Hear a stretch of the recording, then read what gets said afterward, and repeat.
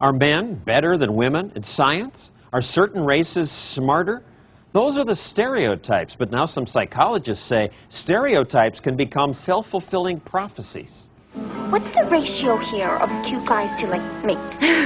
Ever see this ad depicting a ditzy woman trying to get into college? What are your plans for the future? Like, when are the homecoming queen elections? One study showed that women who watched ads like this before taking a math test scored 38% lower than women who didn't see the ad. The Kaplan Education and Test Prep Company helped us run similar tests. And sure enough, in our unscientific test, the women who saw the sexist commercials did worse. Some later told us they found those results hard to believe. It's so powerful that just watching the dumb ad could make a difference? No. I don't think so. The women in your group did worse. The only way for it to work is that you have to internalize it. I guess you don't know what's really affecting you, which is creepy in and of itself. This stereotype effect has been found in study after study, says NYU psychology professor Joshua Aronson. We found that just reminding the women that they were college students at a selective college overcame the gender gap. However, when we remind them that they're women, the gap widens. You tell Asians that, remember, Asians do well in math? Yes. Their scores go up? Yes. Then what does the stereotype that blacks test poorly do to a black person who's about to take a test? The situation of taking an IQ test for a black kid is so loaded that it's not a direct measure of their intelligence. He found he could change blacks' test scores simply by saying different things before the test. Tell people taking that test that this isn't a test at all, it's a puzzle. The black students' scores jump dramatically. Mindset matters. That was also found in golf experiments, as demonstrated here, done by Jeff Stone at the University of Arizona. The test is designed to measure personal factors correlated with natural athletic ability. First, black and white students are told a miniature golf game tests athletic ability. Natural athletic ability. Natural athletic ability. After hearing that, blacks perform better. Blacks, after all, have heard plenty about blacks being natural athletes. I'm confident in my ability, so when I heard it was a test of that, I was like, okay, well, I know I'm going to score somewhere in the high range to see how high I can go with this. Oh! But when students were told the golf game is a test of intelligence, The test is designed to measure personal factors correlated with sports intelligence. his study found the black scores were 18% worse.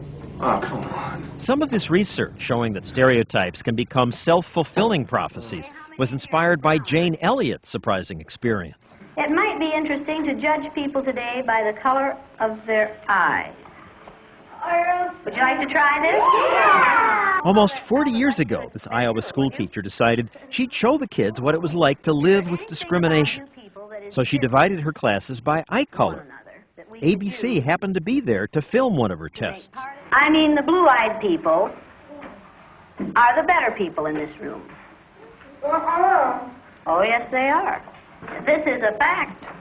Blue-eyed people are better than brown-eyed people. She had the so-called inferior brown-eyed group wear these identifying collars. She told them they were lazy and slow and they'd have shorter recess.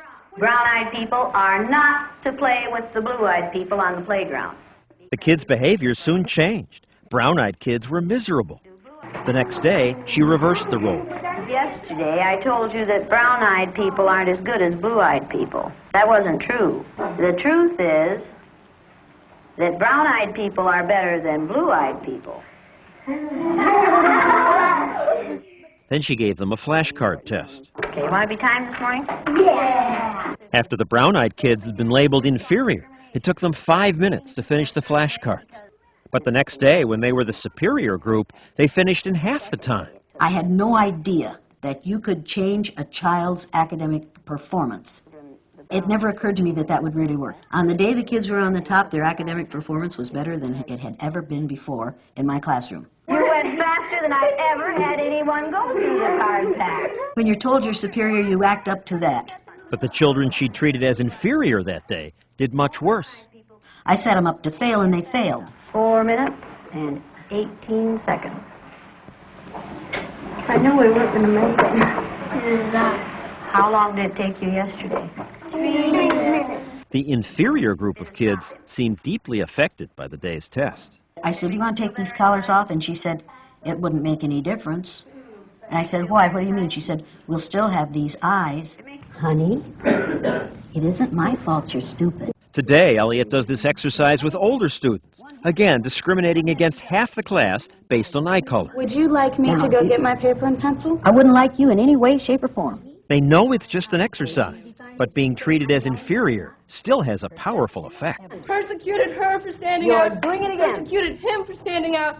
The only change that ever happens is when people stand out, and I stand out. The good news, researchers say, is that if students and teachers are just aware of the stereotype effect, they're on their way to overcoming at least part of it. And if you aren't aware, you'll let it happen, and you'll take that in, and it will become part of your psyche. You don't have to take it in. It's time to kill the stereotypes. Does the color of eyes that you have make any difference in the kind of person you are? No, Mrs. Sally.